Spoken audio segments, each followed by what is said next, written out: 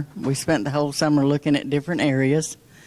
And he said, why are we going out in the middle of nowhere? And I said, well, we committed to it. So we came here, and in the drive in, I said, I don't want to live here because of the looks coming in on Peavine Road. Now, what sold us eventually, number one, was the friendly neighborhood, the people here, using the facilities at the clubhouses. We don't golf, but we go in and we visit with people at the bar. We like to have a glass of wine or a drink there and get to know people. So going and using those facilities, getting to know people, was what sold us on the community, and the walking trails, but today we weren't even sure that the signage is so good out here, we weren't sure that this was the place we were supposed to be. So I do agree with signage, and I do agree with making it look better so that we do attract people.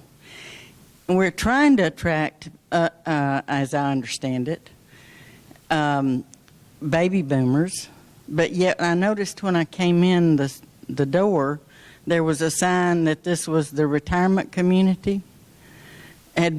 So are we advertising it as a retirement community, or are we advertising it as a community for all? Good question. We're advertising it as a resort community. And resort community is basically a community that has resort-style amenities. Now, many of resort communities are also retirement communities, so I think a lot of people recognize that. The reason for that sign is Retire Tennessee is an organization, it's a state organization. Their sole purpose is to bring more retirees to Tennessee, okay, because it's such a low-cost state, low-cost living, no state income tax, et cetera, et cetera. So, yep. So that's focus. So they're out there helping communities like Fairfield Glade and Tellico Village to draw people to Tennessee, and then after that, it's up to us to get them to stay here. So as a result of that, in our relationship with the Chamber, Mary Jo has been working very closely with them. They designated Fairfield Glade as a Retire Tennessee community because it is a community that has a lot of retirees. We don't advertise it as a retirement community, although it's in Where to Retire magazine, but we're trying to advertise it as a resort community, really trying to focus on all the amenities, because I want people coming here that are going to use the amenities, even if it's just going to the restaurants, okay? Because just to come here and live because it's a low-cost place to live probably is not the best thing for that person. You really want to come here because of all the amenities and the social life, the lifestyle. And that's really what we're selling, is a lifestyle. So, but thank you for your comments. Go over here. Hi, Bob. Hi, Chris. Chris Mouch, 516 Sneed. I'm going to bring up something that's probably a heated topic. Looking at your 5-year forecast, what numbers will change? What numbers will change if and when, God forbid, we ever incorporate? Well, you're talking about this forecast right here? Yes, sir. Okay. I can't answer that question, and I don't think the incorporation committee can answer that question, because that's really not the level of detail that they got into. Their focus was more pros and cons. So in order to really get the answers to that question, and a lot of other answers that people are throwing out there, you really need to do a detailed feasibility study by a professional firm that has experience in that. So we really can't answer that question at this point. We don't have enough information. Thank you. Paul? Paul DeMette, 107 Edgemere Drive. Bob, is there anything in the budget that you're presenting today for incorporation expenditures? No, sir. Nothing. We don't have any incorporation expenditure dollars. Other than, do we have like we have 5,000 in the budget for a survey.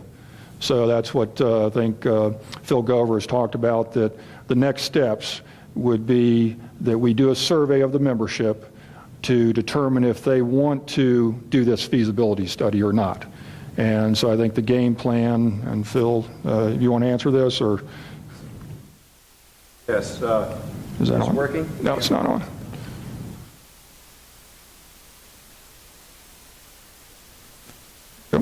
Can you hear me? Oh, yeah.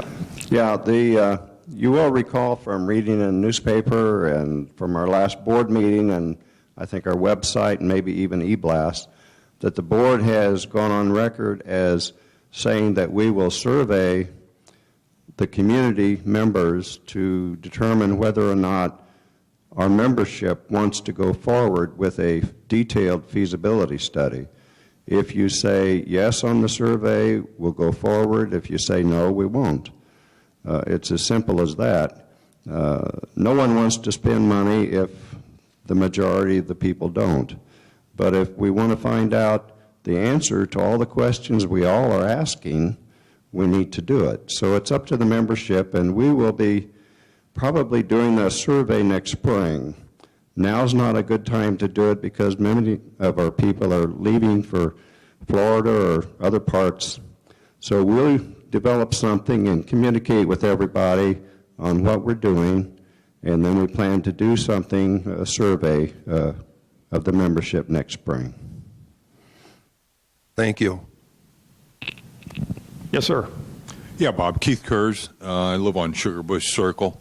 I noticed as we were going through this that there was a minor increase in the golf fees, but I also noticed there's a fairly significant capital expenditure relative to the racket fees, or racket center. There was no mention of how that really gets paid for other than taking it out of capital. Are the fees on the racket courts and so on going up also to help fund those expansions? Is this what you're talking about right here? The centralized racket facility, Yeah. courts and clubhouse in 2016? Specifically for tennis, racket center, no, we're not. As we increase fees, it's not really designed to fund capital projects. It's really designed just to fund operations. To the extent that we can generate positive cash flow from the operations to help fund capital projects, we will. But for the most part, the capital projects are funded by 25% of your assessments that go into that capital fund. Well, I understand that aspect of it, but I'm also a believer in you pay for what you get. Mm-hmm. Okay, and if you're not raising fees for the racket facilities, why are you spending money on the racket facilities? Yeah. To Let me correct help one. offset that Right. cost. We are raising fees for racket facilities this year, 2014. Okay. Yeah. Fine. I just And, didn't see any mention. Yeah, no, the racket facilities, it's a small part of the budget. It's buried in the operations fund, so that's why we really don't show that. But in essence, we have fee increases for most every amenity.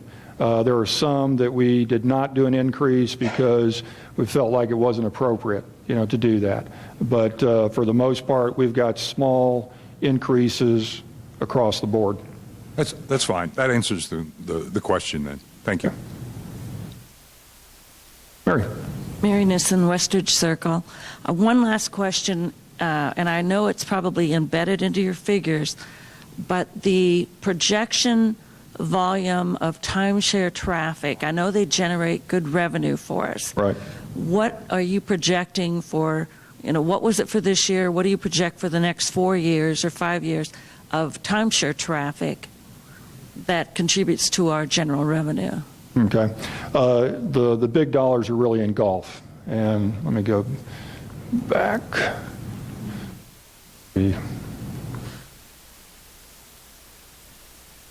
Try not to get dizzy.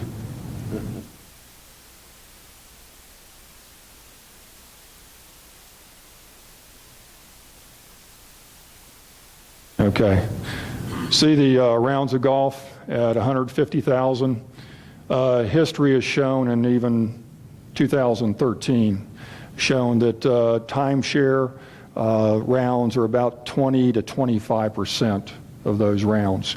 Now, the good news is they pay more, as I showed you on that fee schedule. Or is that? Yeah. See, most timeshare people are paying, next year they'll pay $41 versus most of our residents only pay $30. So they represent about 20% of our rounds. We also have golf packages that, it's a good chunk of change from that. I think between the two, it's in that 25% range, if I'm not mistaken. So, and that's been pretty consistent year after year. So Steve actually does an analysis for the last 10 years, and then he uses the last 3 years to determine his rounds in total, the 150, and also the mix of rounds between timeshare, golf packages, 18-hole, 9-hole, et cetera. So it's a very detailed analysis. Yeah, and that's really where the big dollars are in there. That answer your question? Okay. Bob? Bob Spencer, 111 Forest View Drive. I've lived there 13 and a half years. Bob, a couple of questions. First of all, when we put the money, the proceeds of the sale of the lots into the amenity fund, what logic do we use for that? Because it's an operational expense, it always has been, so where did we dream up putting in the amenity fund? And I'm talking specifically about the $108,000 that went in there from the last lot sale of approximately 55. Okay. Yeah, two components, and maybe I wasn't clear on that. The actual sales proceeds from the sale of lots goes into the amenity fund. And I think the logic from that was that it's really not related to operations, the actual sale of one of our lots. So that's why I decided to put in there to help with capital projects down the road. The assessments that we receive from those lots for the remainder of 2013 and then also 2014 and future years, that goes into operations. So it's really just the proceeds from the sale of the lot, not the assessments related to those lots. Yeah, but conversely, we pay the taxes and everything else out that operational fund, so why should it go into an amenity fund? Well, and that's true, and a lot of that is past, dollars. So you could argue either way, quite honestly. I think the board felt that it was more appropriate, since it was a large amount, to put that into the capital fund as opposed to the operating fund.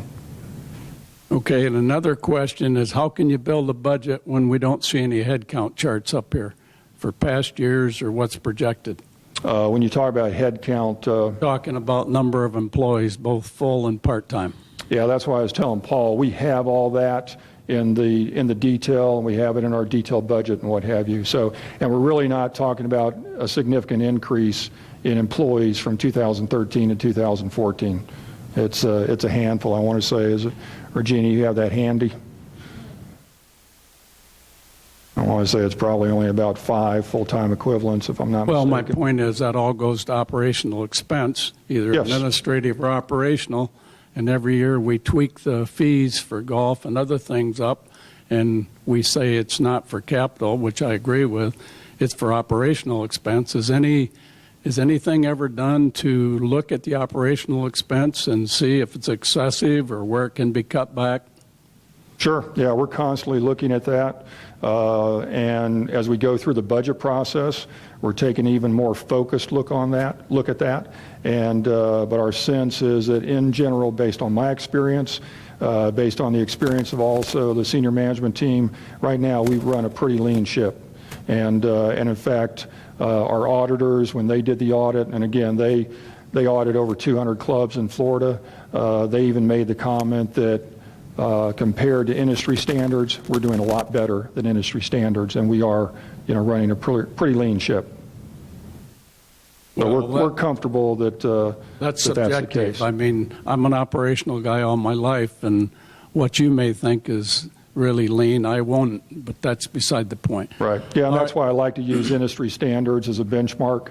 If there were any areas that we weren't tracking well from the benchmarking, then we would definitely look at that. Even food and beverage, I think somebody talked about that.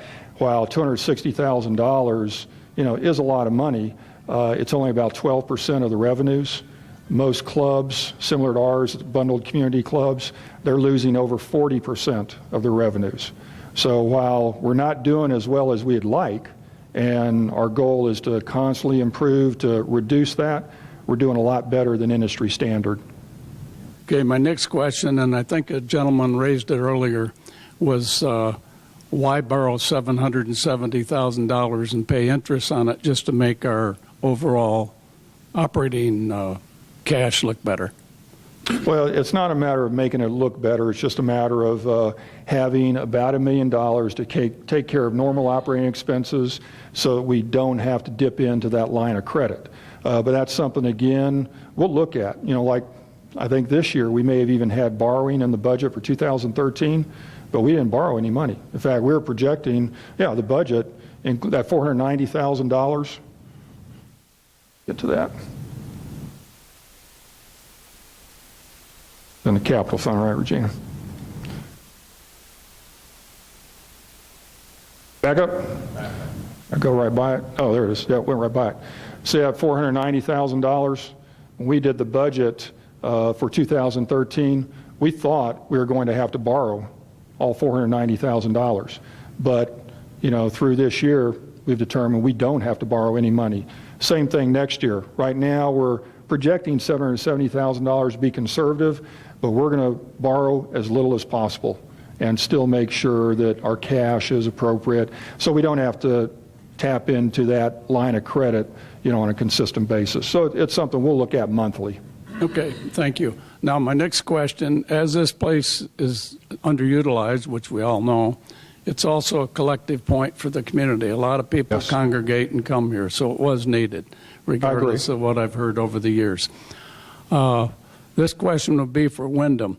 Is there any future plans to rebuild a lodge here so that we might have a place to accommodate people and then more better utilize this place? I'm not aware of any kind of addition like that, Bob. Nothing in the future? Okay, thank you very much. Any other questions? Last call. All right, I'm going to go to that last slide just as a quick reminder.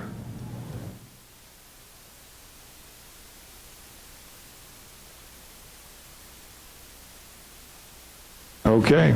Again, if you could submit any additional questions you may have to me at that email address, or drop off a letter, mail a letter to the administration office, then I will get those out to the board right away so they have your comments, have your questions. Obviously, if they're submitted to me, I'll try and answer them right away, for you.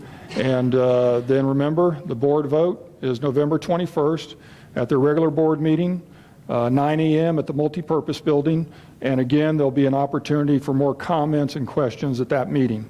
So thank you for attending. I appreciate it, and y'all have a good day.